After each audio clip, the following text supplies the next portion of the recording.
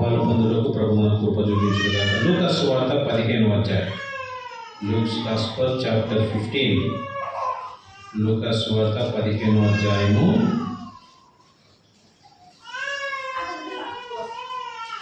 లూకా సువార్త 15వ అధ్యాయము 17వ వచనం. అందరం కలిసి చదువుతాం. లూకా సువార్త 15వ అధ్యాయము 17వ వచనం. ఏడుస్తుంటే బయటికి తీసుకోపోయి సముదాయించుకొని తీసుకురా తల్లి, అందరూ డిస్టర్బ్ అవుతారు. లూకా సువార్త 15వ అధ్యాయము 17వ వచనము అందరము కలిసి చదువుతాం. అయితే బుద్ధి వచ్చినప్పుడు వాడు నా తన ఎంత ఎంతో మంది వంటలు అన్నం సమృద్ధిగా ఉన్నది, నేనైతే ఇక్కడ ఆకలికి చచ్చిపోవచ్చున్నాను. మొదటి అధ్యాయం 11వ అధ్యాయం, క్షమించండి, మొదటి కొరింథీ 11వ అధ్యాయం 28వ వచనం. కొరింథీయులకు రాసిన మొదటి పత్రిక 11వ అధ్యాయము 28వ వచనము అందరం కలిసి చదువుతాం. కాబట్టి ప్రతి మనుషులు తమ తాను పరీక్షించుకోవడం బాగు చేసి ప్రభు పడ దగ్గరకు వచ్చినప్పుడు మనము పరీక్షించుకోవాలని లేఖన భాగము సెలవిస్తుంది. అయితే అపోస్తలుడైన పౌలు ఒక మాట అంటాడు, నన్ను నేను పరీక్షించుకుంటే నాకు ఏం చెడ్డది కనపడదు, ఎందుకంటే నా దృష్టిలో నేను నీతిమంతున్నే. ఇతరులు నన్ను పరీక్షించడం కూడా నాకు అల్పమైన సంగతి. ఎవరు పరీక్షించారు మనము? ఎవరు పరీక్షించారు? ప్రభు పరీక్షించారు. అందుకనే మనము బలలో పాలు పొందక ముందు వర్తమానం ఇచ్చేది ఎందుకంటే లేఖన భాగముల ద్వారా మనం పరీక్షించబడిన వారమై సరి చేసుకొని మన బలలో పాలు పొందాలనే ఉద్దేశంతోనే వర్తమానం ఇచ్చేది. లేకపోతే నేరుగా మన బల్ల వచ్చేయచ్చు అందరికి, ఇంత సమయం అవసరం లేదు. ఎందుకు మనము బల్ల వాక్యం కలిగి ఉంటామంటే మనల్ని పరీక్షించేది ప్రభువే. ప్రభు మనల్ని పరీక్షిస్తే అంతరంగంలో కూడా పరీక్షిస్తాడు. దేవుడి వాక్యం ఎటువంటి వాక్యం అంటే హెబ్రీ 4:12 అధ్యాయంలో ఏదైనా వాక్యం సజీవమై బలము గలది, రెండంచులు గల ఎటువంటి ఖడ్గము కట్టిన వాడిగా ఉండి ప్రాణాత్మలను కీళ్లను మూలుగను విభజించినంత మట్టుకు దూరుచు.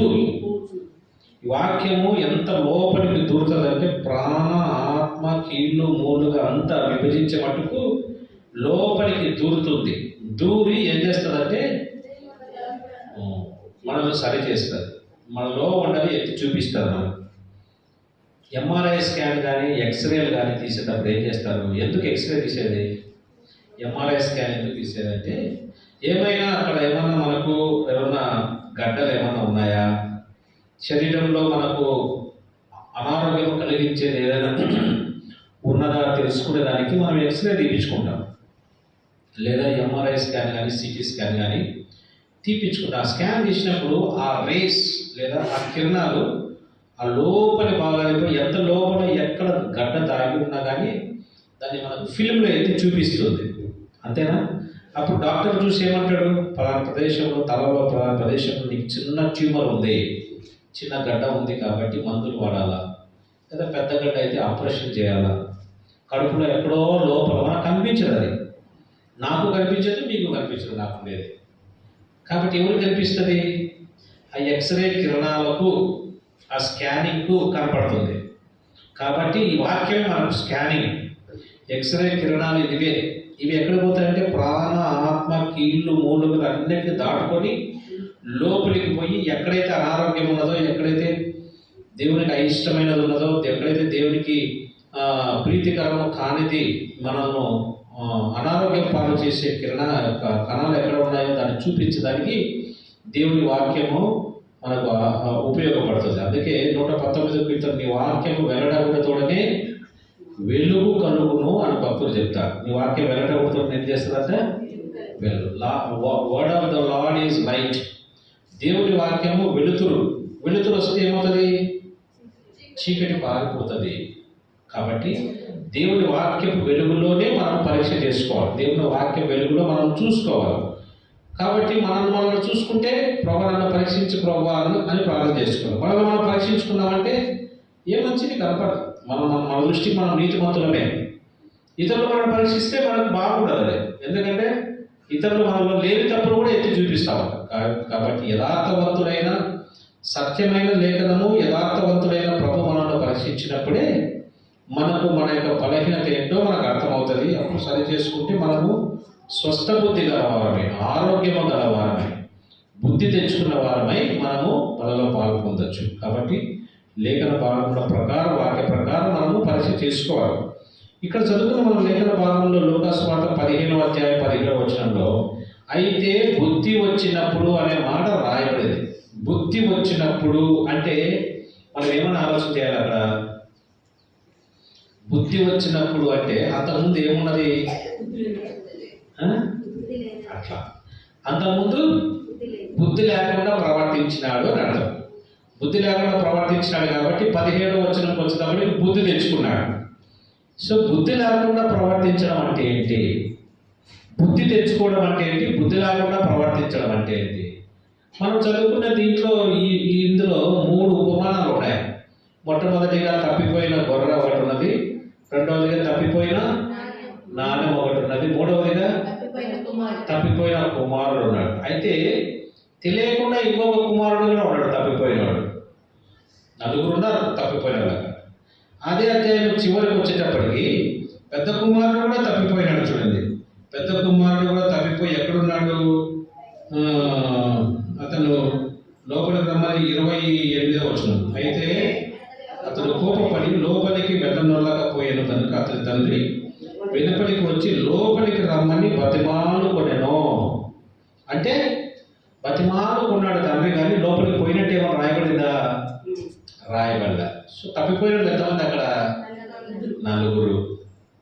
గొర్రె తప్పిపోయింది, నాణ్యం తప్పిపోయింది, శారీరకంగా ఒక కుమారుడు తప్పిపోయినాడు, ఆత్మీయంగా హృదయంలో ఒక కుమారుడు తప్పిపోయాడు. 4 తప్పిపోయినారు. కాబట్టి మనము ఈ చిన్న కుమారుడు గురించి మనం చూస్తే చిన్న కుమారుడు బుద్ధి వచ్చినప్పుడు అని రాయబడింది. బుద్ధి వచ్చినప్పుడు అంటే బుద్ధి తెచ్చుకోవడం అంటే బుద్ధి రానప్పుడు ఎట్లున్నాడంటే బుద్ధిహీనుడుగా ఉన్నాడు, బుద్ధి లేనివాడుగా ఉన్నాడు. సో బుద్ధి లేనివాడు గురించిన పరిస్థితి ఏంటి? తండ్రి ఇంట్లోనే ఉన్నాడు ఇతను. ఒకప్పుడు తండ్రి ఇంట్లో నుంచి బయటికి వెళ్ళాడు బుద్ధి లేకుండా, అంతేనా? తండ్రి ఇంట్లో ఉన్నప్పుడు బుద్ధి వచ్చింది, బుద్ధి కలిగి ఉన్నాడు, బుద్ధి కలిగిన వాడుగా ఉన్నాడు. ఎప్పుడైతే తండ్రి ఇంట్లోంచి వెళ్ళాలని ఆశ కలిగిందో అప్పుడు తన బుద్ధిని కోల్పోయాడు. తను బుద్ధి లేనివాడుగా ప్రవర్తించాడు. అప్పుడు మళ్ళీ బుద్ధి తెచ్చుకొని ఎక్కడికి వచ్చినాడు? తండ్రి దగ్గరికి వచ్చి. తండ్రి దగ్గర ఉంటే బుద్ధి ఉంటుంది, తండ్రి దగ్గర నుంచి బయటికి పోతే బుద్ధి పోతుంది అని అర్థం. బుద్ధి లేని వారుగా ఉంటారు. కాబట్టి బుద్ధి వారమా బుద్ధి లేని వారమా మన కండిషన్ బట్టి మనకు అర్థమవుతుంది. మనం చెప్పొచ్చు, నాకు చాలా తెలివి ఉందన్నా, ఒకసారి చదివితే అన్నీ గుర్తుంటాయి, నా క్లాస్లో లెసన్ చెప్తానే చాలా బాగా గుర్తుంటాయి, నాకు చాలా బుద్ధి గల వారిని చాలా ఇంటెలిజెంట్ వారు అనుకోవచ్చు. అయితే మనల్ని పరీక్షించేది ఏంటి? దేవుని వాక్యమే. ఈ వాక్యము మనకు బుద్ధి ఉందా బుద్ధి లేదా? దేవుని వాక్యం మనకు తెలియజేస్తుంది. చిన్న కుమారుడికి ఎప్పుడు అర్థమైంది బుద్ధి లేని విషయము?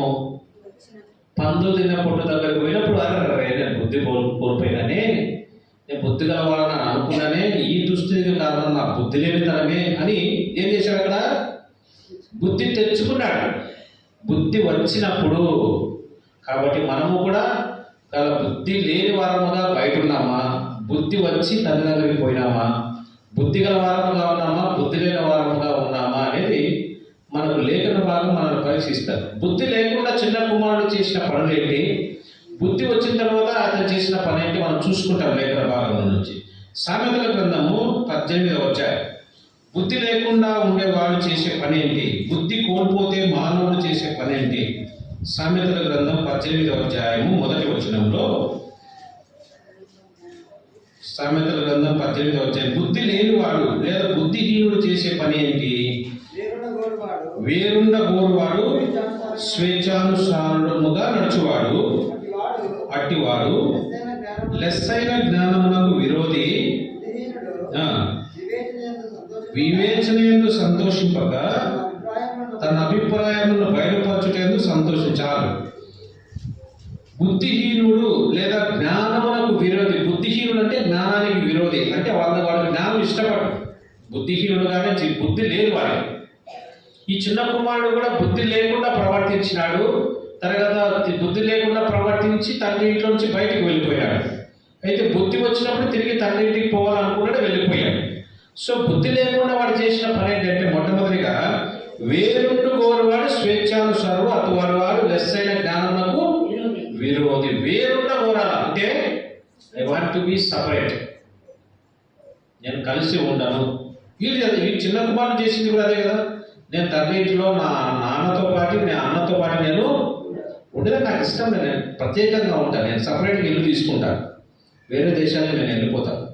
చాలామంది కొడుకులు కోడళ్ళు పెళ్ళైన తర్వాత అత్త మామలతో ఉండేదానికి ఇష్టపడరు. ముఖ్యంగా కోడలమ్మగా ఏం చేస్తారు, మీ అమ్మన్నా ఉండాలా నేను తెలుసుకుంటాను. ఏం చేస్తాడు సారు, అమ్మనే విడిచిపెట్టాలి, తప్పదు, ఏం చేయాలా, సమాధానంగా ఉండాలా.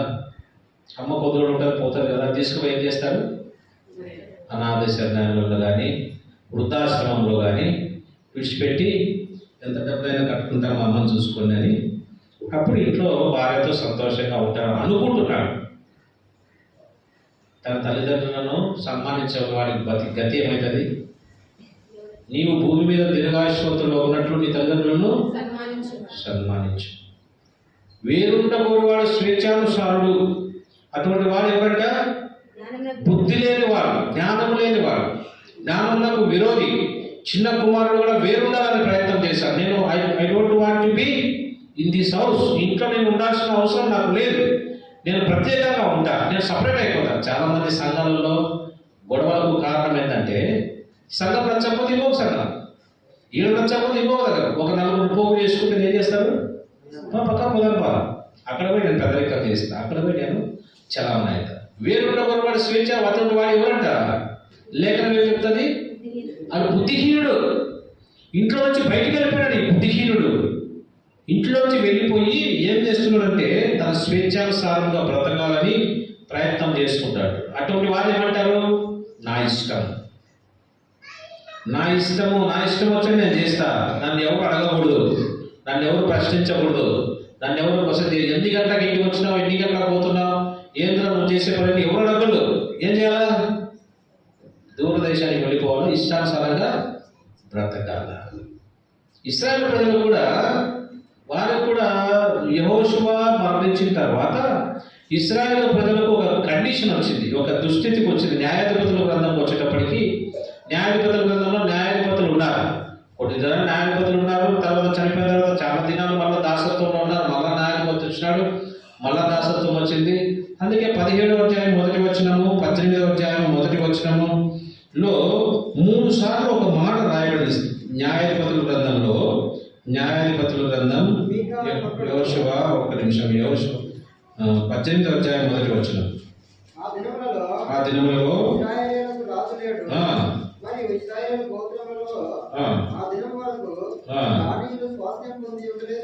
చాలు. న్యాయాధిపతుల గ్రంథం 18వ అధ్యాయం మొదటి వచనంలో 17వ అధ్యాయము 6వ వచనం చూడండి. ఆ దినములలో ఇశ్రాయేలులకు రాజు లేడు, ప్రతి వాడును తన ఇష్టానుసారంగా ప్రవర్తించు వచ్చాను. 18వ అధ్యాయం మొదటి వచనం. ఆ దినములలో ఇశ్రాయేలుకు రాజు లేడు, మరియు ఇశ్రాయేలు గోత్రంలో ఆ దినం వరకు దానిలో స్వాస్థ్యం పొంది ఉండలేదు. తర్వాత 19వ అధ్యాయం మొదటి వచనం, ఇశ్రాయేలులకు రాజు లేని దినములలో. తర్వాత 20వ అధ్యాయం 20వ అధ్యాయం చివరి వచనం, క్షమించండి, 21వ అధ్యాయం చివరి వచనం. ఆ దినములలో ఇశ్రాయేలుకు రాజు లేడు, ప్రతి వాడును తన. ఇది ఇశ్రాయేలు ప్రజలు, దేవుని ప్రజల యొక్క దుస్థితి. అంటే వారు కూడా వేరుండ కోరినారు, స్వేచ్ఛానుసారంగా మేము బ్రతకాల, మాకు రాజు వద్దు, రాజు ఉంటే రాజు చెప్పినట్లు మేము చేయాలా, కాబట్టి మాకు రాజు అవసరం లేదు, మేము స్వేచ్ఛగా బ్రతుకుతాం అని ఇశ్రాయేలుకు రాజు లేనప్పుడు దేవుని ప్రజలు ఎలా బ్రతికినారంట? వారి ఇష్టానుసారంగా ప్రవర్తించినారంట.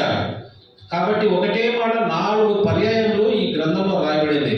17వ అధ్యాయం 6వ వచనంలో, 18వ అధ్యాయం మొదటి వచనంలో, 19వ అధ్యాయం మొదటి వచనంలో, 21వ అధ్యాయం చివరి వచనంలో ఈ మాటలు రాయబడ్డాయి. వేరొకరు వాడు స్వేచ్ఛానుసారుడు. అప్పుడు దేవుని ప్రజలు ఎలా ప్రవర్తించినారంట? బుద్ధిహీనంగా ప్రవర్తించినారు. మాకు రాజు అవసరం లేదు, మేము ప్రత్యేకంగా జీవిస్తాము, మాకు మేమే రాజులము, మమ్మల్ని ఎవరు ప్రశ్నించడానికి అధికారం లేదు. ఆదాము ఏదైనా తోట తోటలో చేసిన పని ఇదే. ఆదాము ఏదైనా తోటలో ఏం చేశాడు? మంచి చెడ్డలు తెలియని వృక్ష ఫలాన్ని తిన్నాడు. అంటే మంచి చెడ్డలు మేము తెలుసుకుంటే ఏమవుతాము? సాతాను ఏం చెప్పింది? మీరు దేవతల వలె ఉంటారు. అంటే ఇంగ్లీష్లో ఏముందంటే మీరే దేవుళ్ళు, మీకు దేవుడు అవసరం లేక. ఈ మంచి చెడ్డల వృక్ష ఫలం తింటే ఎట్లా ఉంటారంట? మీరు దేవుళ్ళు అయిపోతారు, దేవతలు అయిపోతారు. అంటే దేవుళ్ళలో మీరు సమానం అయిపోతారు. మిమ్మల్ని మీరు పరిపాలన చేసుకోవచ్చు, దేవుడికి లోబడాల్సిన అవసరం లేదు ఇంకా. అందుకే ఆ 3వ అధ్యాయం చివరి వచ్చినప్పటికీ మంచి చెడ్డలను ఎరుగునట్లు ఆదాము మన వంటి వాడాయన, మనలో ఒకరి వంటి వాడాయని ప్రభు చెప్తాడు అక్కడ. అంటే మనలో ఒకరి వంటి వాడ అయిపోయినాడు ఇతను. ఆది కాండంలోనే ఏదైనా తోటలోనే దేవుడు మానవుని వదిలిపెట్టి ప్రత్యేకంగా జీవించాలా, ఇండిపెండెంట్గా జీవించాలా, నేను స్వేచ్ఛానుసారులుగా జీవించాలా అనే ఉద్దేశంతో పక్క కొట్టేశాడు. అప్పటి నుంచి దేవుడు మానవుడు దేవుడిని విసర్జించినాడు. ఎవరు ఇష్టం వచ్చినట్టు వాళ్ళు ప్రవర్తించినారు. దేవుడు లేదు, దయ్యం లేదు, నా ఇష్టం, నేనే దేవుడిని, నేనే దేవుడిని, నేను ఏం చెప్తే అది జరగాల, నా ఇష్టం అని అనడం ప్రారంభించాడు. కాబట్టి దేవుడిని విసర్జించి బుద్ధి లేని వారుగా మానవుడు ప్రవర్తించినాడు. దేవుడిని విసర్జించిన కారణాన ఆదాములో ఏం జరిగింది? ఎప్పుడైతే మీరు మంచి చెడ్డలు తెలియని వృక్షఫలాన్ని మీరు తింటారు, ఏమవుతారన్నాడు ప్రభు? మీరు చచ్చిపోతారన్నాడు. దేవుడు చచ్చిపోతారన్నాడు. సాతాను దేవతల వల్లే ఉంటారన్నాడు. దేవుడు ఏం చెప్పాడు? చచ్చిపోతారు అన్నాడు. ఇక్కడ కూడా వేరుండి చిన్న కుమారుడు ఏం చేశాడు? లూకా సువార్త 15వ అధ్యాయంలో తండ్రిని వదిలిపెట్టి తండ్రి అధికారం నుంచి, తండ్రి యొక్క ఇంటి నుంచి తను సపరేట్గా ఉండాలనే ప్రయత్నం చేసి ఏం చేశాడు? ఇతను కూడా చచ్చిపోయినాడు. ఎట్లా తెలుస్తుంది మనకు? అదే అధ్యాయము 15వ అధ్యాయము చివరిలో వాళ్ళ తండ్రి చెప్తున్నట్టు అదే మన చివరి వచ్చిన 32, మనం సంతోషపడి ఆనందించట యుక్తమే, ఈ నీ తమ్ముడు చనిపోయి తిరిగి చూడండి, ఈ నీ తమ్ముడు చనిపోయి ఎట్లా చనిపోయినాడు? తండ్రికి దూరం అయిపోయినాడు. నాకు దూరం అయిపోయినాడు వీడు. ఆదాముడు ఏదైనా చోట్ల అదే అని చెప్పింది ప్రభు. తింటే నువ్వు చచ్చిపోతావు, అంటే నాకు దూరం అయిపోతావు, నువ్వు నాతో నీకు సహవాసం ఉండదు, నాతో నా సన్నిధి నీకు ఉండదు, ఏదైనా చోట్ల నుంచి నువ్వు తోలివేయబడతావు, నువ్వు దిగంబరిగా సంచరిస్తావు, అంతే. అరణ్య ప్రదేశంలో పాలైన ఎడారి భూమిలో నువ్వు సంచరిస్తావు, నాతో నీకు సహవాసం ఉండదు, నా సన్నిధి నీతో ఉండదు, నేను నీతో ఉండను. అది దేవుడితో సపరేట్ అయిపోవడమే చచ్చిపోవడం అని.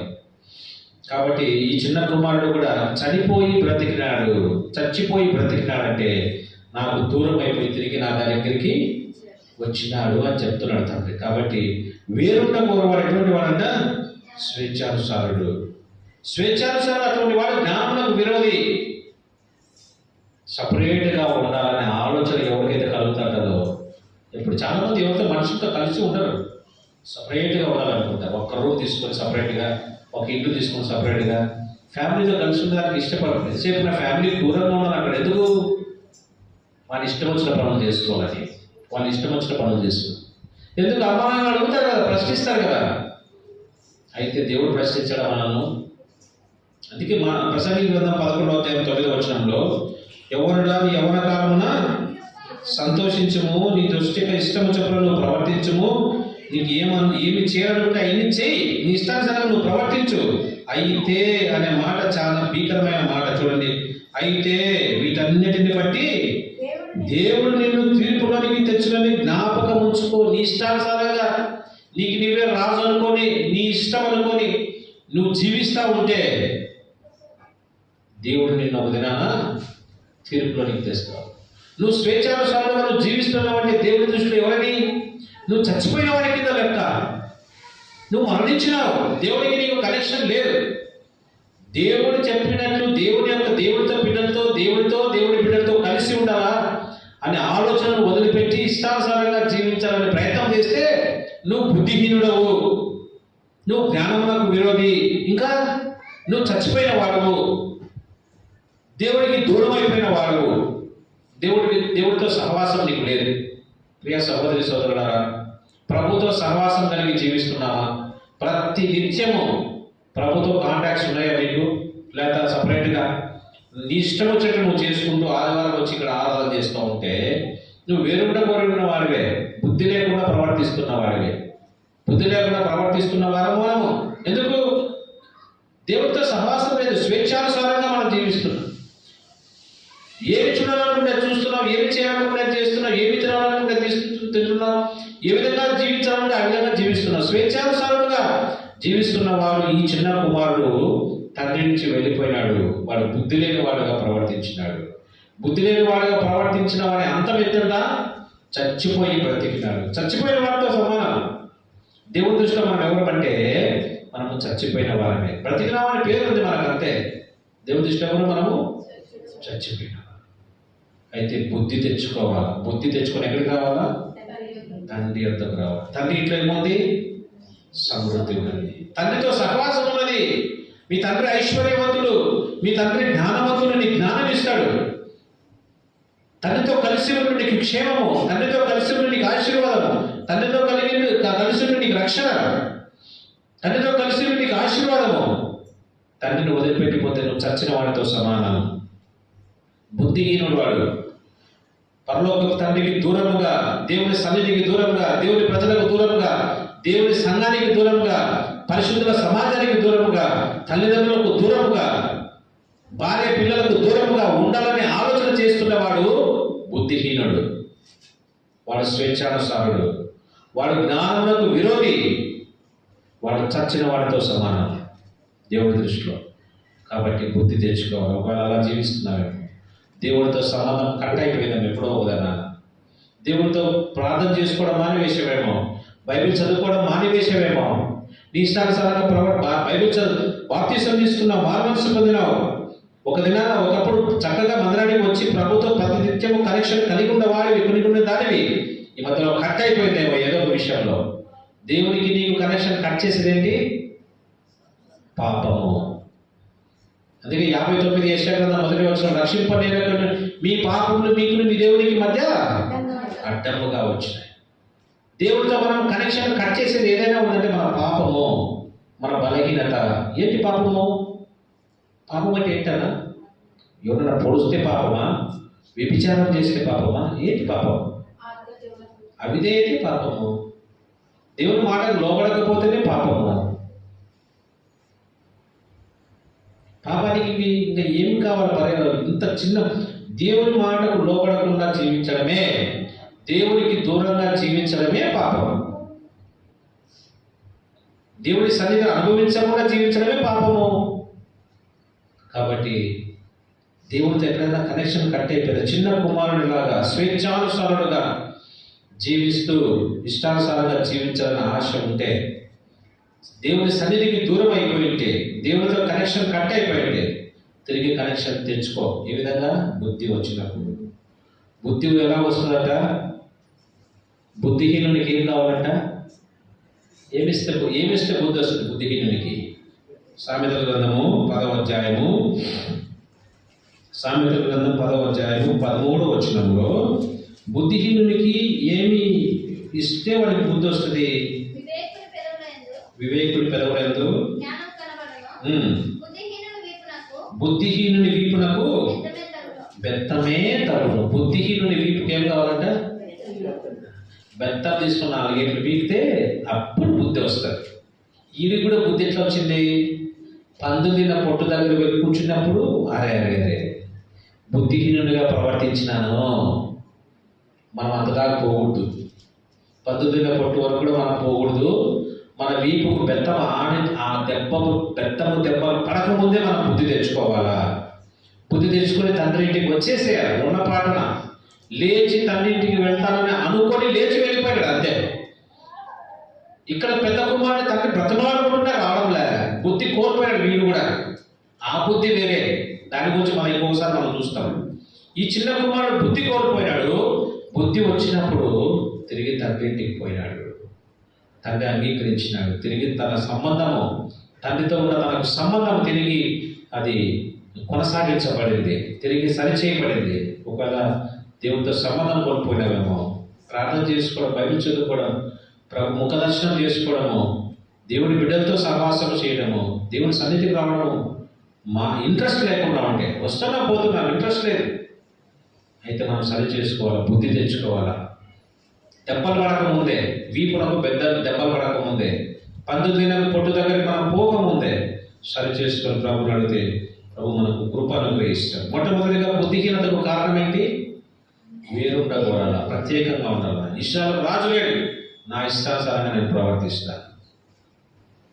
మన ఇష్టానుసారంగా ప్రవర్తించేదానికి కాదు దేవుడు మనం రక్షించుకున్నది.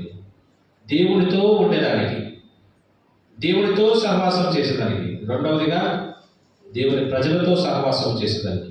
కుటుంబం నీకు ఇచ్చిన కుటుంబంతో కలిసి జీవించడానికి నీకు సహవాసం ఇచ్చినాడు. వదిలిపెట్టిపోవాలని ప్రయత్నం చేస్తే బుద్ధిహీనంగా ప్రవర్తిస్తున్నావు, వీపుకు దెబ్బలు పడతాయి, బెత్తకు దెబ్బలు పడతాయి, పద్ధతిన పొట్టు దగ్గర ప్రభు తీసుకుపోతాడు.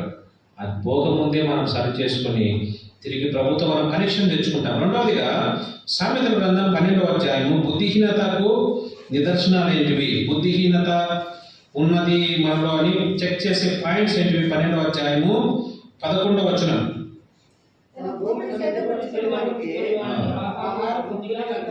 తన భూమిని సేద్యపరచుకున్న వానికి ఆహారం సమృద్ధిగా కలుగును, వ్యర్థమైన వాటిని అనుసరించువాడు బుద్ధి లేని వాడు. వ్యర్థమైన వాటిని అనుసరించువాడు ఎవరంట? ఈ బుద్ధి లేని వాడు అట్లాగే చేశాడా? దూరదేశంలో ఎంతో కనపడేది వాడికి. దూరదేశంలో నా దగ్గర డబ్బులు ఉన్నాయి, దూరదేశంలో ఆ ఎంజాయ్మెంట్ ఉన్నది, దూరదేశంలో ఆనందం ఉన్నది, దూరదేశంలో సంతోషం ఉన్నది, దూరదేశంలో స్నేహితులు ఉన్నారు, దూరదేశంలో స్నేహితురాలు ఉండారు అని వ్యర్థమైన వాటిని చూసి ఆశించి ఇంట్లోంచి వెళ్ళిపోయాడు. వ్యర్థమైన వాటిని అనుసరించినాడు. అందుకే పెద్ద కుమారుడు ఏమంటాడు? అయ్యా, నీ ఆస్తిని తీసుకుపోయి వేశ్యలతో తినివేసినాడు. వ్యర్థమైన వాటిని పెట్టాడు, ఖర్చు పెట్టాడు. వ్యర్థమైన వాటిని అనుసరించినాడు నీ చిన్న కుమారుడు. వ్యర్థమైన వాటిని అనుసరించేవాడు ఎవరంట? ఎవరమ్మా? బుద్ధిహీనుడు. ఈ చిన్న కుమారుడు కూడా వ్యర్థమైన వాటిని అనుసరించినాడు. వ్యర్థమైన వాటిని అనుసరించే వారికి ఏమి గతి పడుతుంది? పందులు తినే పొట్టు. పందులు తినే పొట్టు వ్యర్థమైన వాటివి, అవి వ్యర్థమైనవి. వ్యర్థమైన వాటిని అనుసరిస్తే మన గతి అలాగే ఉంటుంది. వ్యర్థమైన వాటి ఏమేమి ఉన్నాయి? చూసిన వల్ల కావాలనుకోవడము, వ్యర్థమైన మాటలు, వ్యర్థమైన చూపులు, వ్యర్థమైన సంభాషణ, వ్యర్థమైనవి ఎన్నో ఉన్నాయి. వ్యర్థమైన వాటిని చూసి ఆశించి పెట్టకూడదు. సంసోను జీవితంలో మనకు తెలుసు. ప్రభు ఏం చెప్పినాడు? మీ వాళ్ళలో నువ్వు పెళ్లి చేసుకోవాలన్నాడు. ఇస్రాయేల్ స్త్రీలను. ఇంకోటి నువ్వు నాజీరు, నువ్వు అసలు పెళ్లి చేసుకోకూడదు అన్నాడు. ఏం చేశాడు? గాజా పట్టణానికి వెళ్ళాడు, చూచాడు, ఆమె దగ్గర చేరాడు. ఫిలిస్తీన్ దేశానికి వెళ్ళాడు, చూచాడు. ఏం చూస్తున్నావు నువ్వు? ఏం చూస్తున్నావు? అని సంవత్సరం ఏం చెప్తాడు? వ్యర్థమైన వాటిని చూస్తున్నాడు. వ్యర్థమైన వాటిని చూడటం వల్ల అతనికి ఏం దొరికింది? చెరసాల, సంఖ్యలు, దాసత్వము, అవమానము. ఏం చూస్తున్నావు మొబైల్లో? ఏం చూస్తున్నావు టీవీలో? ఏం చూస్తున్నావు రోడ్ల మీద తిరుగుతూ? కాలేజీకి పోయి ఏం చూస్తున్నావు? ఇంట్లో ఒంటరిగా ఉన్నప్పుడు ఏం చూస్తున్నావు? అవి వ్యర్థమైనవా? పనికొచ్చేవా? పనికిరానివా? వాటిని చూడటం వల్ల ఏం చేస్తుందంటే వాటిని అనుసరించడానికి ప్రయత్నం చేస్తుంది. చూడడం ఒక తప్పు అయితే చూసిన వాటిని అనుసరించడం ఇంకొక తప్పు. అంతేనా? ఎవరైనా చూడండి, మనం చూస్తే లోతు గురించి చూస్తే, లోతు కన్నులెత్తి ఏం చూశాడంట? సొదొమ గొమొర్రా పట్టణం చూశాడంట. పట్టణం చూసినప్పుడు ఎట్లా కనపడినాయి ఆయనకి? పచ్చదనంగా, చల్లగా, ఏదైనా తోటలాగా కనపడినాయంట. ఆయన ఆది కాండం చూడండి, ఆది కాండము 13వ అధ్యాయము 12వ అధ్యాయం 13వ అధ్యాయము 10వ వచనం. లోతు తన కన్నులెత్తి ప్రాంతమంతటిని చూచాడు. చూడు, వ్యర్థమైన వాటిని ఎట్లాగా అనుసరిస్తున్నారు మనుషులు అంటే చూడటం వల్ల అనుసరిస్తున్నారు. ఇతనేం చూశాడు? సొదొమ గొమొర్రా ప్రాంతంలో చూశాడు. చూసినప్పుడు ఎట్లా అనిపించినాయి? నాశనం చేయకునకు సోయలకు వచ్చే వరకు అదంతయు యెహోవా తోట వలెను నీళ్లు పారు దేశం. చూసినప్పుడు అతని కళ్ళకు రమ్యమైంది. ఆది కాండం 3వ అధ్యాయంలో కూడా ఆ స్త్రీ ఆ పండిని చూసినప్పుడు ఎలా ఉన్నాయంట? కళ్ళకు రమ్యమైందిగా, ఆహారమునకు మంచిదిగా కనపడినప్పుడు దాన్ని అనుసరించింది ఆమె. ఈయన సొదొమ గొమొర్రాను చూసినప్పుడు రమ్యమైనవిగా కనపడినాయి, వాటిని అనుసరించినాడు. సంసోను అక్కడికి వెళ్ళి చూసినాడు, బ్యూటిఫుల్గా కనపడింది, ఆమె దగ్గరికి పోయినాడు. చూడటం వల్ల ఎంత పాపం ఉందో చూడండి. చూసిన వాటిని ఎలా అనుసరించాలని మనసు కలుగుతుంది. అనుసరించినప్పుడు ఏమవుతుంది? బుద్ధిహీనులు అవుతారు, బుద్ధి కోల్పోతారు. నువ్వు ఏం చూస్తున్నావో చూసిన వాటినల్లా అనుసరించాలని, చూసిన వాటినల్లా కావాలని కోరుకోవడము, పక్కింటి ఇంటికి వెళ్ళి ఎదురింటికి వెళ్ళి ఎవరు వేరే వాళ్ళ ఇంటికి వెళ్ళి వాళ్ళ ఇంట్లో ఏమేమి వస్తువులు ఉన్నాయో చూసి అవన్నీ మనం కూడా కొనుక్కోవాలని అప్పులు చేయడము బుద్ధిహీనత కదా. జ్ఞానం మీద తనమే అది. దానివల్ల ఏమవుతుంది? అప్పులు పెరిగిపోతాయి, జీతం తక్కువ అవుతుంది, లాస్ట్కి ఏమవుతాం? పందులు తినే పొట్టు దగ్గరికి వస్తుంది. అప్పుడు మనం ఏం చేయాలి? మనము బుద్ధి తెచ్చుకోవాలి. అంతదాకా రాకముందే మనం ఏం చేయాలా? అప్పులు చేసుకోకూడదు.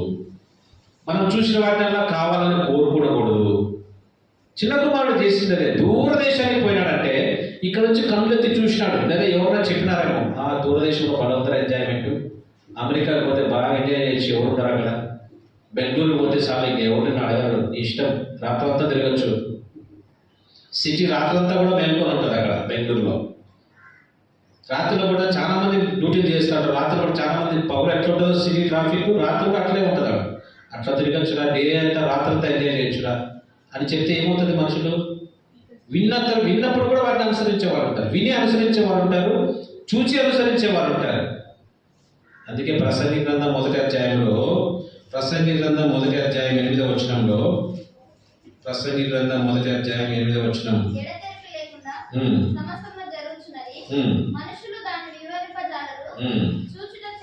చూచుట చేత నా కన్ను తృప్తి పొందకున్నది, వినుట చేత చెవికి తృప్తి కలగటలేదు. చాలు.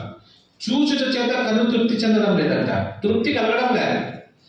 వినేదాని వల్ల కన్ను కూడా తృప్తి చెందడం వల్ల, వ్యర్థమైన వాటిని అనుసరించడం వల్ల పందులు తినే పొట్టుకు వస్తావు. పందులు తినే పొట్టు దగ్గర ఏముంటుంది? తృప్తి ఉండదు. నువ్వు వ్యర్థమైన వాటిని అనుసరిస్తున్నావు అంటే పందులు తినే పొట్టుతో నీ కడుపు నింపుకొని ఆశపడుతున్నావు అని అర్థం. వ్యర్థమైన వాటి ద్వారా నీ కడుపు నిండదు. పందులు తినే పొట్టు తినాలని ఆశపడ్డాడు కానీ ఆయనలో వాడికి ఏమీ దొరకలేదు అక్కడ. వ్యర్థమైన వాటిని అనుసరించినప్పుడు నీ కడుపు నిండదు, నీకు తృప్తి ఉండదు.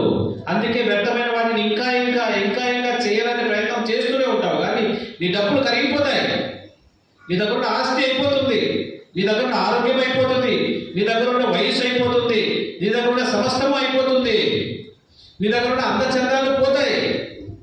లాస్ట్ మిగిలేదు ఏంటంటే పందులు తినే పొట్టు. అయినను ఏమీ దొరకలేదు. అయితే నా తండ్రి ఏముంది అంటున్నాడు ఈయన, అనేక మంది కూలి వాళ్ళకు ఆహారము, వ్యర్థమైన వాళ్ళని అనుసరించిపోతున్నావు ప్రియ సహోదరి సహోదరుడా. అయితే నీ తండ్రి ఇంట్లో సంతోషం ఉన్నది, నీ తండ్రి ఇంట్లో ఆనందం ఉన్నది, నీ తండ్రి ఇంట్లో కూలి వారికి ఆహారం సమృద్ధిగా ఉన్నది. ఎందుకు పోతున్నావు? ఏం చూసిపోతున్నావు? పైపై మెరుగులు చూసిపోతున్నావా? పైపైన కనపడే అందం చూసిపోతున్నావా? పైపైన కలిగే ఆనందం చూసిపోతున్నావా? అయితే బుద్ధి కోల్పోయి ప్రవర్తిస్తున్నావు అని అర్థం. తిరిగి బుద్ధి తెచ్చుకో. ఒకవేళ అట్లా వెళ్ళిపోయింటే తిరిగి పాత జీవితానికి, పాప జీవితానికి, పాత అలవాట్లో ఒకవేళ వెళ్ళిపోయింటే, ఏదైతే వదిలిపెట్టుకొని వచ్చినావో వాటిని తిరిగి సంపాదించుకుని ఆ జీవితంలో ఆ మనుషులతో తిరిగి జీవిస్తున్నావేమో, తిరిగి వచ్చేసే వెనక్కి తండ్రి ఇంటికి వచ్చేసే. తండ్రి ఇంట్లో సంతోషం ఉన్నది. నీకు కలిగింది కొంచెమైనా కానీ దేవుడు దాన్ని ఆనందంగా మారుస్తాడు. 16వ కీర్తన 11వ వచనంలో, నీ సన్నిధిలో సంపూర్ణ సంతోషము కలదు, నీ కుడి చేతిలో నిత్య సుఖములు కలవు. ఆయన సన్నిధిలో ఏమున్నాయి? 16వ కీర్తన చివరి వచనం, నీ సన్నిధిని సంపూర్ణ సంతోషము కలదు, నీ కుడి చేతిలో నిత్యము సుఖము కలదు. దేవుని సన్నిధిలో దేవుని సన్నిధిలో ఆనందం ఉన్నది, దేవుని సన్నిధిలో సంతోషం ఉన్నది, దేవుని సన్నిధిలో తృప్తి ఉన్నది. దేవుని సన్నిధిని బాగా అనుభవించిన వాడు లోకమును పెంటతో సమానంగా ఎంచుకుంటాడు.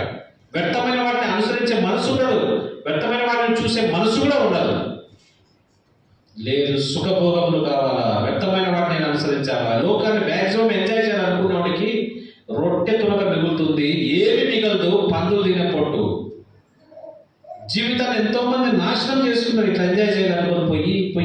పోయి ఆస్తులు అయిపోయినాయి, వాళ్ళ అందం తరిగిపోయింది, వయసు అయిపోయింది, ఆరోగ్యం పోయింది, చివరికి వచ్చి ప్రభువా నువ్వే నాకు గతి అని వచ్చినప్పుడు తిరిగి దేవుడు వాళ్ళు సమకూర్చున్నాడు. అయితే వాళ్ళు పోయిన సమయం వస్తుందా?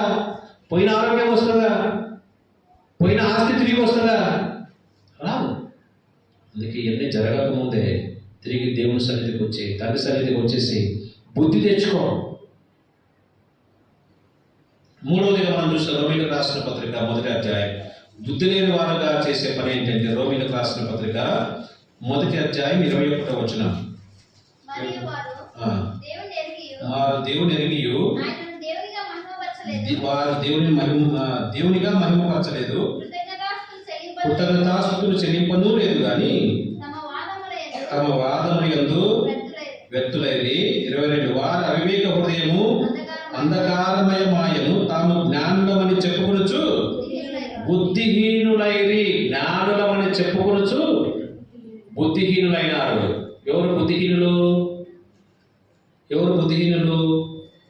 అవివేక హృదయము అంధకారమైంది. పైకి బాగానే ఉంటారు, హృదయం ఏ విధంగా ఉందంట? హృదయంలో అంధకారం ఉన్నది, హృదయంలో చీకటి ఉన్నది, హృదయంలో పాపం ఉన్నది. పైకేమో భక్తి గలవారు. ఏం ఆ పాపము? ఏంటి వారు చేసిన తప్పేంటి? వారు చేసిన పాపం ఏంటి? వారు చేసిన బుద్ధిహీనత ఏంటంటే 23వ వచనంలోకి వస్తే, వారు అక్షయుడకు దేవుని మహిమను క్షయమగు మనుషుల యొక్కయు పక్షుల యొక్కయు చతుష్పాద జంతువుల యొక్కయు పురుగుల యొక్కయు ప్రతిమా స్వరూపముగా మార్చిరి. హృదయంలో అంధకారమైంది. హృదయంలో అంధకారం ఎట్లవుతుంది అంటే, దేవుని స్వరూపాన్ని వేరే స్వరూపాలతో మార్చుకోవడము. దేవుణ్ణి ఆరాధించవలసిన వారు, దేవుణ్ణి పూజించవలసిన వారు, దేవుని యందు ఘనత వహించు, దేవుని మాత్రమే ఆరాధించవలసిన వారు, ప్రభు యందు మాత్రమే అతిశయించవలసిన వారు ఏం చేశారంటే, దేవుని స్వరూపాన్ని మార్చివేసినారు. ఎలా మార్చుకున్నారంట? మనుషుల యొక్కయు పక్షుల యొక్కయు చతుష్పాద జంతువుల యొక్కయు పురుగుల యొక్కయు ప్రతిమా స్వరూపములుగా మార్చివేసి దేవునికి వేరే రూపం ఇచ్చేసినారు. దేవుని రూపాన్ని తీసివేసి వారి హృదయంలో వేరే రూపాలు పెట్టుకున్నారు. ఇది బుద్ధిహీనత. బుద్ధిహీనులుగా భక్తిహీనులుగా వారు మారిపోయినారు. జ్ఞానులమని చెప్పుకోవచ్చు, బుద్ధిహీనులు అయిపోయినారు. ఈ బుద్ధిహీనతకు కారణం ఏంటంటే దేవుని స్వరూపాన్ని మార్చు. అంటే ఏమని? వారి హృదయంలో ఏమున్నది? విగ్రహాలు పెట్టుకున్నారు అని అర్థం. దేవుడు వారి హృదయంలో ఉండవలసింది బదులు దేవుని స్థానాన్ని ఎవరికి ఇచ్చినారు? వాళ్ళు విగ్రహాలకు ఇచ్చినారు. మా హృదయం ఏం లేవున్నా విగ్రహాలు? మేమంతా దౌర్భాగ్యులం కాదు, మంచి వాళ్ళము. మా ఇంట్లో ఏం విగ్రహాలు లేవు, కాబట్టి చూడండి వచ్చి తీసేసినామంటే ఎక్కడున్నాయి విగ్రహాలు? హృదయంలో ఉన్నాయి విగ్రహాలు. ఏడ్చుకెళ్ళి వెళ్దాం. 16వ అధ్యాయంలో ప్రభు బాధపడుతున్నాడు దేవుని ప్రజల గురించి. ఏడ్చుకెళ్ళి వెళ్దాము 16వ అధ్యాయము. ఏడ్చుకెళ్ళి వెళ్దాము 14వ అధ్యాయం. ఏడ్చుకెళ్ళి వెళ్దాం 14వ అధ్యాయం 3వ వచనం. నరపుత్రుడా, ఈ మనుషులు తమ హృదయంలో విగ్రహములనే నిలుపుకొని దోషము పుట్టించు అభ్యంతరము తమ ఎదుటనే పెట్టుకొని ఉన్నారు. ఎక్కడ పెట్టుకున్నారంట? ఈ మనుషులు తమ హృదయంలో విగ్రహములనే నిలుపుకొని. హృదయంలో విగ్రహాలు ఉన్నాయి. పైన ఏమున్నామమ్మా? పైన బాగున్నాం, మందిరానికి వస్తున్నాం, ప్రభుని ఆరాధిస్తున్నాం, ప్రభుని పూజిస్తున్నాం. అందుకే ప్రభు అంటాడు కదా, ఈ నా ప్రజలతో నన్ను ఆరాధన చేస్తున్నారు కానీ వారి హృదయం నాకు దూరంగా ఉన్నది. హృదయం దూరంగా ఉన్నదంటే ప్రభు లేడు హృదయంలో. ప్రభు ఎప్పుడు ఉండడు? విగ్రహాలు హృదయంలో ఉన్నప్పుడు ప్రభు ఉంటాడు.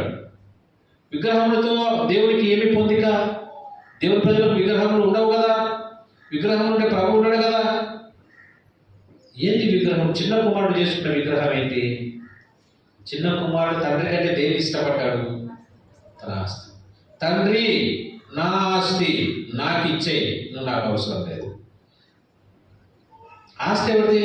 నువ్వు సంపాదించినావా? నువ్వు సంపాదించుకున్నావా? ఆస్తి నీ ఉద్యోగంతో సంపాదించుకున్నావా? ఎవరు ఆస్తి? అది తండ్రి ఆస్తి. తండ్రి ఇచ్చిన ఆస్తిని నా ఆస్తి నాకు ఇచ్చేసాయి, నేను వెళ్ళిపోతా. నేను తనే విగ్రహం అయిపోయినాడు. తన ఆస్తి తనకు విగ్రహం అయిపోయింది. నాకేం ఇంత డబ్బులు ఉన్నది, నాకేం ఇంత ఆస్తి ఉన్నది, నేను ఇంత కోటీశ్వరుని, నాకు ఇంత పరువు ఉన్నది, నాకు ఇంత ప్రతిష్ఠిత ఉన్నది, నాకు ఇంత జ్ఞానం ఉన్నది. అనుకొని తన ఆస్తినే తనకు విగ్రహముగా చేసి పెట్టుకున్నాడు తన హృదయంలో. తండ్రి ఇంటిలో ఉండవలసిన వాడు ఆస్తిని హృదయంలో పెట్టుకొని వెళ్ళిపోతున్నాడు. అందుకే నా ఆస్తి నాకు ఇచ్చే, నా భాగము నాకు ఇచ్చే.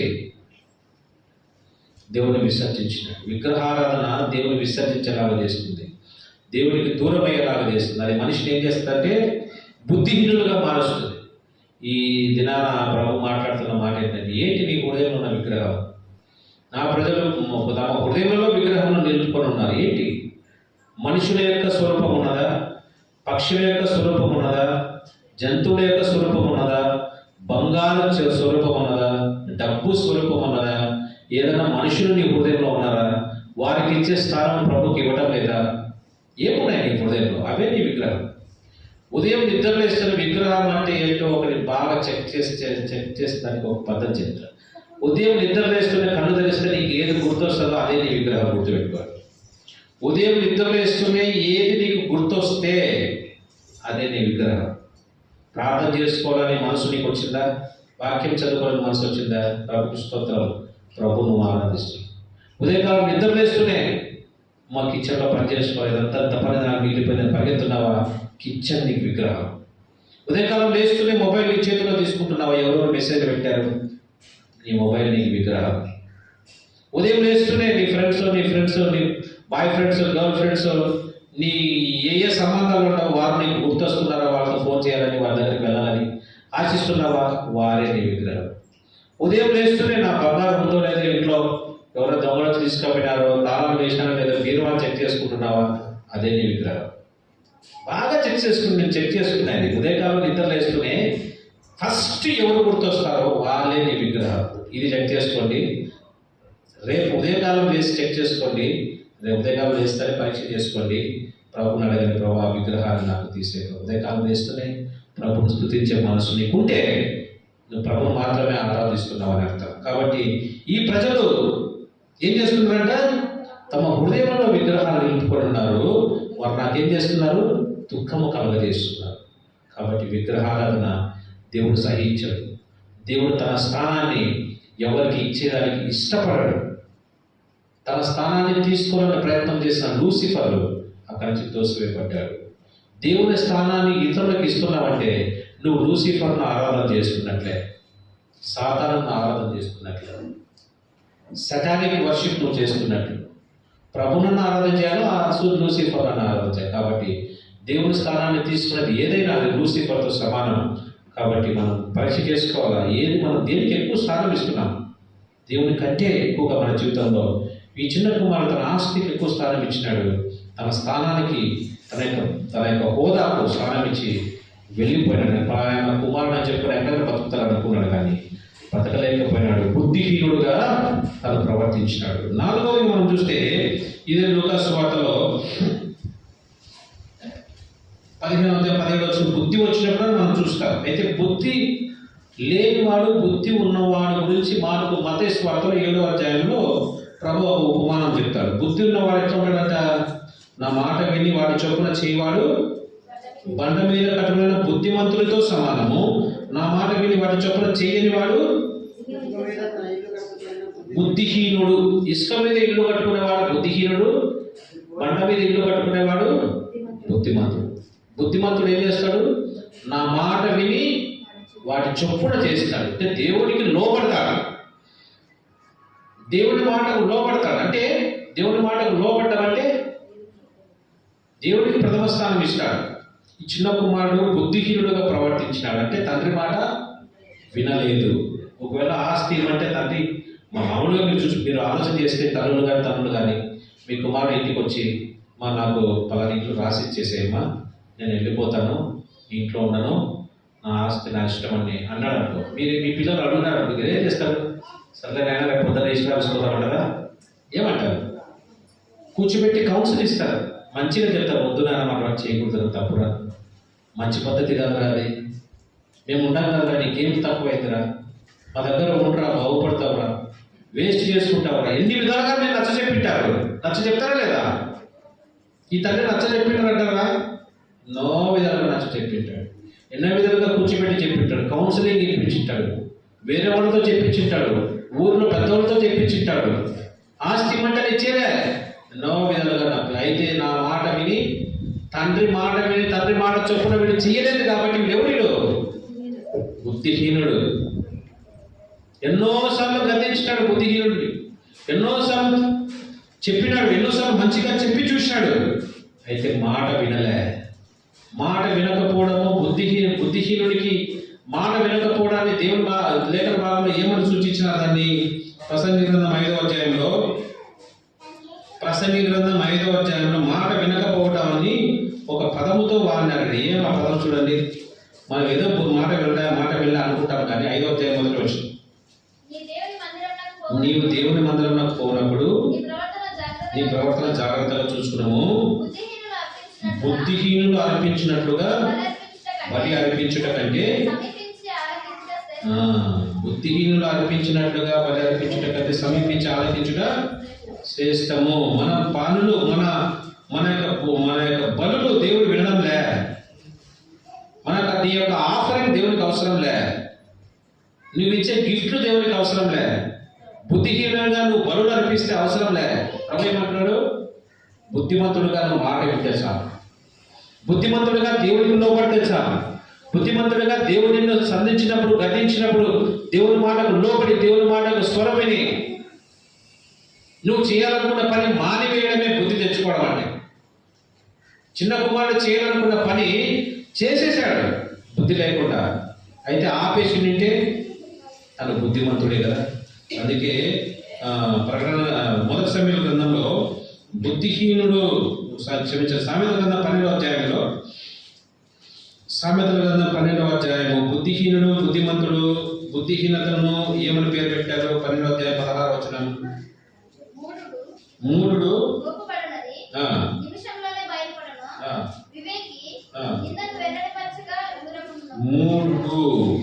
బుద్ధిహీనుని పేరు ఏంటి కదా? 13వ అధ్యాయం 6వ వచనం. యథార్థవంతునికి నీతియే రక్షకము, భక్తిహీనత పాపులను చెరిపివేయును. యథార్థవంతునికి 16వ వచనము. వివేకులందరూ తెలివి కలిగి పని జరిపించుకుందరు, బుద్ధిహీనుడు.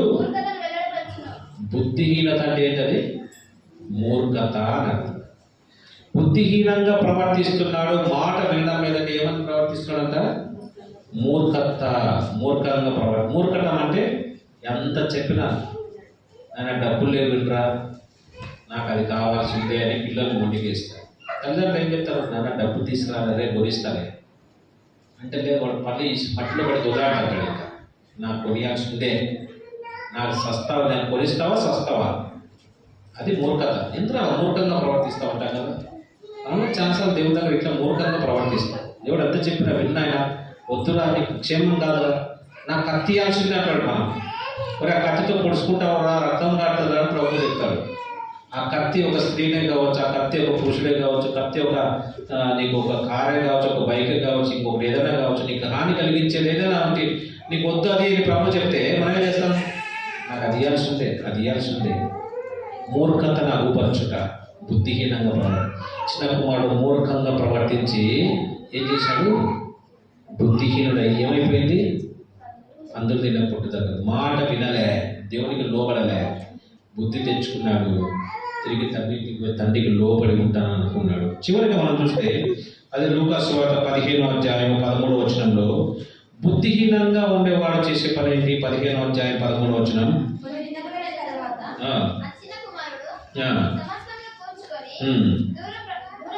దూరదేశంలో ప్రయాణమైపోయి తన ఆస్తిని దుర్వ్యాపారం వలన. బుద్ధిహీనుడు ఏం చేస్తాడంట? తన ఆస్తిని దుర్వ్యాపారం వలన పాడు చేసేవాడు బుద్ధిహీనుడు. ఆస్తిని దుర్వ్యాపారం వలన పాడు చేసేవాడు బుద్ధిహీనుడు. ఏంటన్నా దేవుడు మనకి ఇచ్చిన ఆస్తి? ఒక కిడ్నీ కొనుక్కోవాలంటే ఎంత ఖర్చు అవుతుంది? కిడ్నీ కొనుక్కోవాలంటే ఎంత ఖర్చు అవుతుంది? 30 లక్షలు, 40 లక్షలు, 50 లక్షలు. మధ్యలో ఒక లివర్ కట్ చేస్తే మళ్ళీ పెరుగుతుందంట. కొంచెం అంత లివర్ కట్ చేసి మరి వేరే వాళ్ళు అడిగినారు. దానికి ఎంత ఖర్చు అంట? కొంచెం కట్ చేసి ఇచ్చిన లివర్ ఎంతట? 30 లక్షలు అంట. మనకి ఎంత లివర్ ఉంది?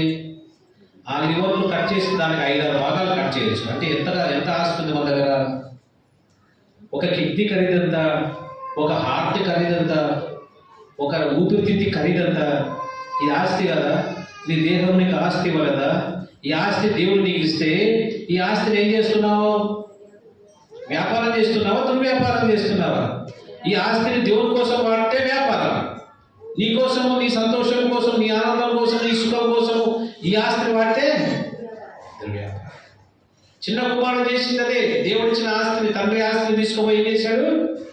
దుర్వ్యాపారం వల్ల పాడు చేశాడు. లూకాసు వార్త 10వ అధ్యాయం 1వ వచనంలో నీ ఆస్తిని పాడు చేస్తున్నాడని ఒక నెపమోపబడింది ఒక అధికారి పైన. దేవుడు నిన్ను విలువ పెట్టి కొనుక్కున్నాడు కదా. మొదటి కొరింథీ 16వ అధ్యాయము చివరి వచనం, మీరు విలువ పెట్టి కొనబడిన వారు కనుక మీ దేహంతో దేవుడు మనకు ఈ దేహాన్ని విలువ పెట్టి కొనుక్కుంటే ఈ దేహాన్ని దేనికి వాడుతున్నాం?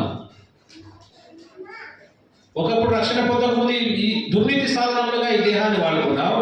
ఇప్పుడు నీతికి సాధనముగా దేవునికి సమర్పించుకొని, దేహం నీతి కాదు, గుర్తుపెట్టుకో. నీ కన్ను నీవి కాదు, నీ చేతులు నీవి కాదు, నీ నాలుక నీవి కాదు, నీ నోరు నీవి కాదు, నీ చెవులు నీవి కాదు, నీ హస్తము నీవి కాదు, నీ కాలు నీవి కాదు. దేవుడు నిన్ను విమోచించినాడు, విడిపించాడు. ఒకప్పుడు నీవనుకొని బతికి పాపంలో చెడిపోయినావు. దేవుడు విలువ పెట్టి కొన్నాడు వాటిని. దేహంతో దేవుని మహిమపరచాలి. దుర్వ్యాపారం చేయొద్దు. దేహం నీదనుకొని ఇష్టానుసారంగా విచ్చలవిడిగా పందులాగా కుక్కలాగా బ్రతకద్దు. దేహం నీది కాదు. You have no right. నీ దేహం పైన నీకు అధికారం లేదు, దేవునికి అధికారం ఉన్నది. కాబట్టి ఆస్తిని దుర్వ్యాపారం వల్ల పాడు చేసేవాడు ఎవరు? బుద్ధిహీనుడు. కాబట్టి ఇన్ని బుద్ధిహీనుని లక్షణాలు ఇన్ని ఉన్నాయి. ఈ లక్షణాలు మీలో నాలో ఏమన్నా ఉన్నాయో చూసుకోవాలా, కట్ చేసుకోవాలా, బుద్ధి తెచ్చుకోవాలా, తిరిగి తండ్రింటికి రావాలా, సమృద్ధిలోకి రావాలా. అప్పుడే ఆశీర్వాదం. దూరంగా ఉండే వాళ్ళకి బల లేదు. క్రొవ్విన దూడను వధించండి, మనం తిని సంతోషం. విందు చేద్దాం రండి. ఎప్పుడు విందు? తప్పిపోయిన వాడు బుద్ధి తెచ్చుకొని తండ్రి ఇంటికి వచ్చినప్పుడే విందులో పాలు, లేకపోతే బయట ఉంటే పాలు లేదు. పెద్ద కుమారునికి పాలు లేదు. లోపలికి రావాలా, విందులోకి రావాలా, సమకూర్చబడాలా, బుద్ధి తెచ్చుకోవాలా. అటువంటి వారికే విందులో పాలు ఉన్నది. కాబట్టి బుద్ధి తెచ్చుకున్నప్పుడు పాలు పొందు. లేకపోతే నేను ఇంట్లో ఉంటానన్నా, నేను మారను అంటే నువ్వు పాలు పొందొద్దు. నీ వల్ల మాకేం నష్టం లే, నువ్వే నష్టపోతావు. పందులు తిన్న పొట్టు దగ్గరికి పోతావు. బుద్ధిహీనుని వీపునకు ఏం పడుతుందంట? బెత్తం వాడతాడు ఆయన. సరి చేస్తాడు. నిన్నెంత సక్రమంగా తీసుకోవాలో ప్రభుకు తెలుసు. ఆ స్టేజ్కి నువ్వు వెళ్ళకముందే బుద్ధి తెచ్చుకొని తండ్రి ఇంటికి వచ్చేదానికి ప్రయత్నం చేయి. ప్రభు మోకరించిన ప్రార్థన చేస్తాను.